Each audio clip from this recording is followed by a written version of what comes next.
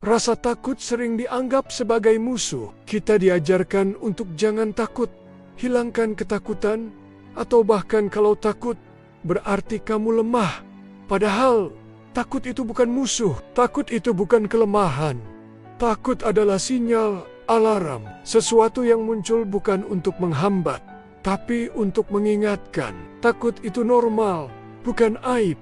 Bagaimana kita menerima rasa takut sebagai alarm? Bukan musuh. Setiap orang pasti pernah merasa takut. Takut gagal, takut ditolak, takut sendirian, takut kehilangan, atau takut mencoba hal baru. Tapi rasa takut bukan tanda kamu payah. Justru, menurut Asosiasi Psikologi Amerika tahun 2013, rasa takut adalah respons biologis alami yang dirancang untuk melindungi kita dari bahaya, baik fisik maupun emosional. Sama seperti rasa sakit yang mengingatkan tubuh, ada bagian yang terluka, rasa takut juga mengingatkan bahwa ada sesuatu yang penting buat kita. Misalnya, takut kehilangan seseorang, berarti orang itu penting. Takut gagal saat presentasi, berarti kamu peduli sama pekerjaanmu. Penelitian dari Ledue tahun 1998 menunjukkan bahwa otak manusia merespons ancaman melalui amigdala, bagian otak yang memproses rasa takut.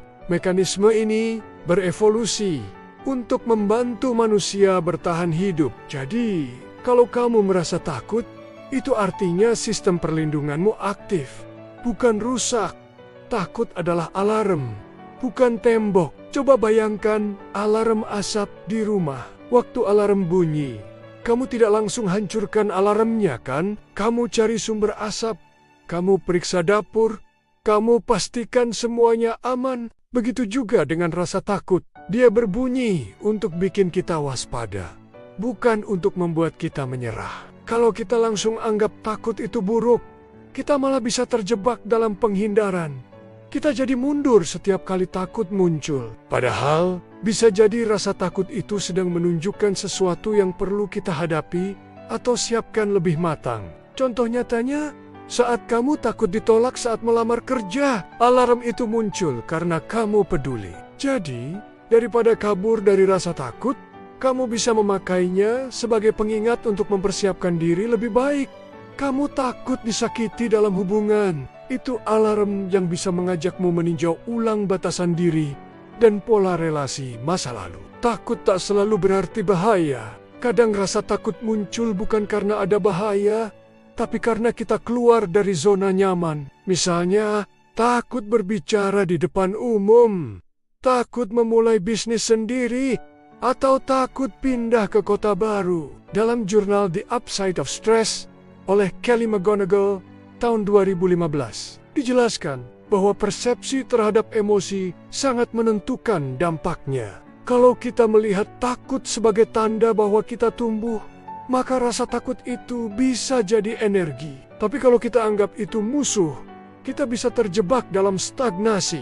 Jadi, bagaimana membedakan? Alarm pertumbuhan muncul saat kamu mau mencoba hal baru yang penting buatmu. Biasanya disertai rasa penasaran dan antusias di balik takutnya. Alarm bahaya muncul saat sesuatu benar-benar mengancam keselamatan atau kesejahteraanmu. Biasanya disertai dorongan kuat untuk menghindar. Membedakannya butuh latihan, tapi bisa belajar mendengar pesan dari rasa takut. Kalau kamu mulai merasa takut, coba tanya ke dirimu, apa sih yang sebenarnya aku takutkan? Apa pentingnya hal ini buatku?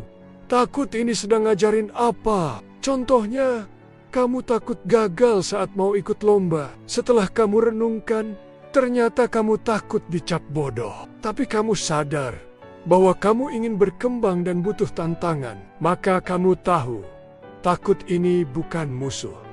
Dia sedang mengajakmu bertumbuh. Ini mirip seperti insight dalam Acceptance and Commitment Therapy yang dikembangkan oleh Stephen Hayes. Dalam pendekatan ini, emosi negatif termasuk rasa takut tidak harus disingkirkan, tapi diterima dan dijadikan kompas arah hidup. Banyak orang jadi tambah stres karena berusaha keras melawan rasa takut, padahal melawan hanya bikin energi mental terkuras.